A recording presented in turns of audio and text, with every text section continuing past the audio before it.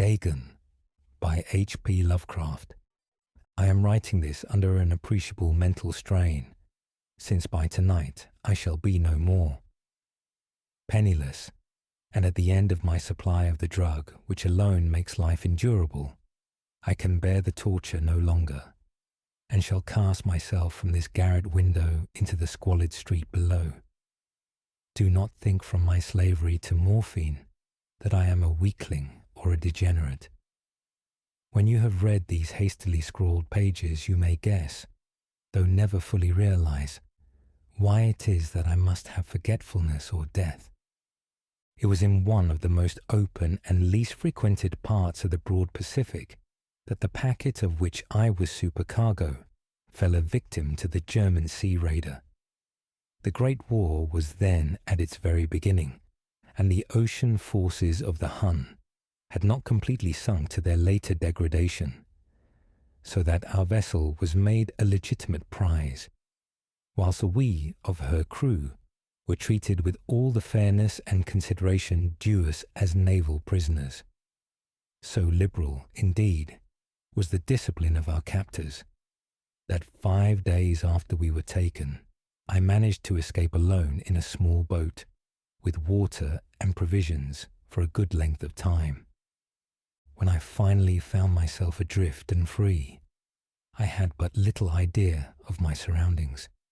Never a competent navigator, I could only guess vaguely by the sun and stars that I was somewhat south of the equator. Of the longitude I knew nothing, and no island or coastline was in sight. The weather kept fair, and for uncounted days I drifted aimlessly beneath the scorching sun, waiting either for some passing ship or to be cast on the shores of some habitable land. But neither ship nor land appeared, and I began to despair in my solitude upon the heaving vastnesses of unbroken blue. The change happened whilst I slept. Its details I shall never know, for my slumber, though troubled and dream-infested, was continuous. When at last I awaked, it was to discover myself half sucked into a slimy expanse of hellish black mire which extended about me in monotonous undulations as far as I could see, and in which my boat lay grounded some distance away. Though one might well imagine that my first sensation would be of wonder at so prodigious and unexpected a transformation of scenery, I was in reality more horrified than astonished. For there was in the air and in the rotting soil a sinister quality which chilled me to the very core. The region was putrid with the carcasses of decaying fish and of other less describable things which I saw protruding from the nasty mud of the unending plain. Perhaps I should not hope to convey in mere words the unutterable hideousness that can dwell in absolute silence and barren immensity. There was nothing within hearing, and nothing in sight save a vast reach of black slime.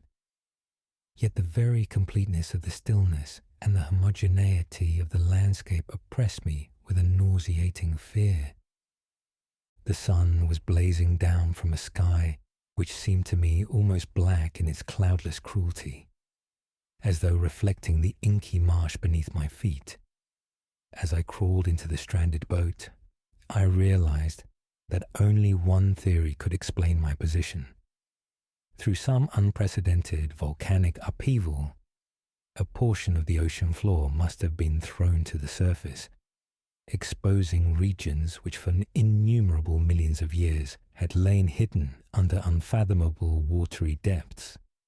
So great was the extent of the new land which had risen beneath me, that I could not detect the faintest noise of the surging ocean, strain my ears as I might. Nor were there any sea fowl to prey upon the dead things.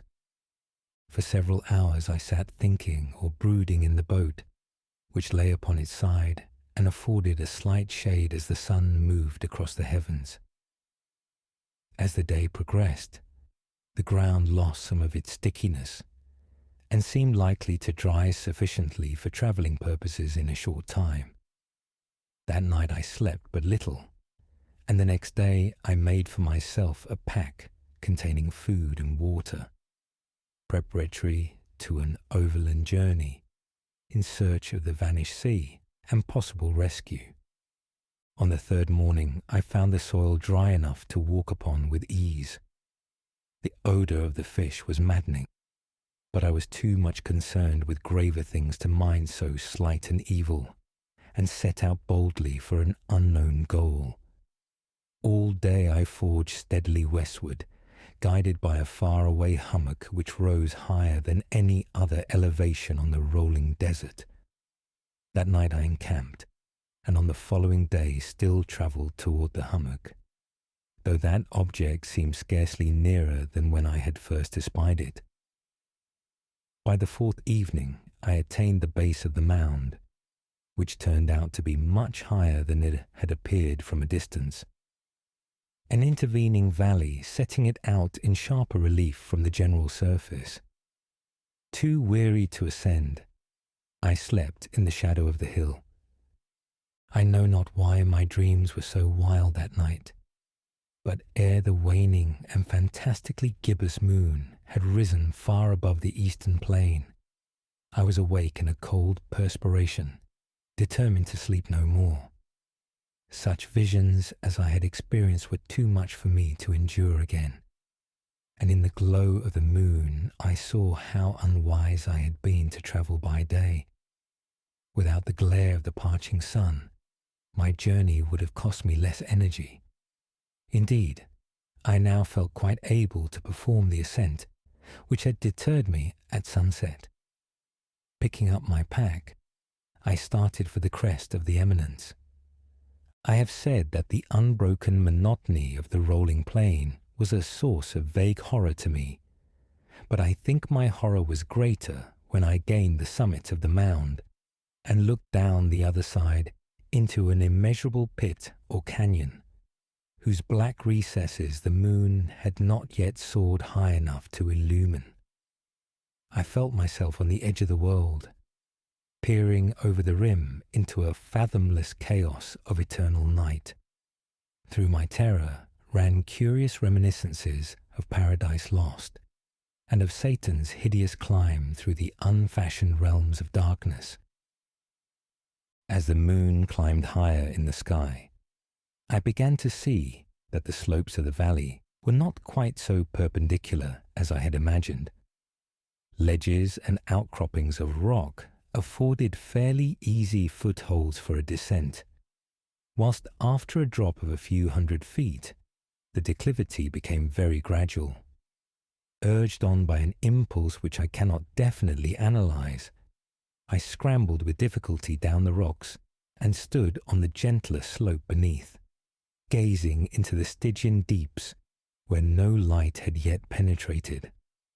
All at once my attention was captured by a vast and singular object on the opposite slope, which rose steeply about 100 yards ahead of me, an object that gleamed whitely in the newly bestowed rays of the ascending moon. That it was merely a gigantic piece of stone, I soon assured myself, but I was conscious of a distinct impression that its contour and position were not altogether the work of nature. A closer scrutiny filled me with sensations I cannot express, for despite its enormous magnitude and its position in an abyss which had yawned at the bottom of the sea since the world was young, I perceived beyond a doubt that the strange object was a well-shaped monolith, whose massive bulk had known the workmanship and perhaps the worship of living and thinking creatures. Dazed and frightened, yet not without a certain thrill of the scientist's or archaeologist's delight, I examined my surroundings more closely. The moon, now near the zenith, shone weirdly and vividly above the towering steeps that hemmed in the chasm, and revealed the fact that a far-flung body of water flowed at the bottom, winding out of sight in both directions and almost lapping my feet as I stood on the slope. Across the chasm, the wavelets washed the base of the Cyclopean monolith, on whose surface I could now trace both inscriptions and crude sculptures. The writing was in a system of hieroglyphics unknown to me, and unlike anything I had ever seen in books, consisting for the most part of conventionalized aquatic symbols such as fishes, eels, octopi, crustaceans, mollusks, whales, and the like. Several characters obviously represented marine things which are unknown to the modern world, but whose decomposing forms I had observed on the ocean-risen plain. It was the pictorial carving, however, that did most to hold me spellbound. Plainly visible across the intervening water on account of their enormous size were an array of bas-reliefs whose subjects would have excited the envy of a Doré. I think that these things were supposed to depict men, at least a certain sort of men, though the creatures were shown disporting like fishes in the waters of some marine grotto, or paying homage at some monolithic shrine which appeared to be under the waves as well. Of their faces and forms I dare not speak in detail, for the mere remembrance makes me grow faint. Grotesque beyond the imagination of a Poe or a Bulwer, they were damnably human in general outline, despite webbed hands and feet, shockingly wide and flabby lips, glassy, bulging eyes, and other features less pleasant to recall. Curiously enough, they seem to have been chiseled badly out of proportion with their scenic background, for one of the creatures was shown in the act of killing a whale represented as but little larger than himself. I remarked, as I say, their grotesqueness and strange size, but in a moment decided that they were merely the imaginary gods of some primitive fishing or seafaring tribe. Some tribe whose last descendant had perished eras before the first ancestor of the Piltdown or Neanderthal man was born. Awestruck at this unexpected glimpse into a past beyond the conception of the most daring anthropologist, I stood musing whilst the moon cast queer reflections on the silent channel before me. Then suddenly I saw it.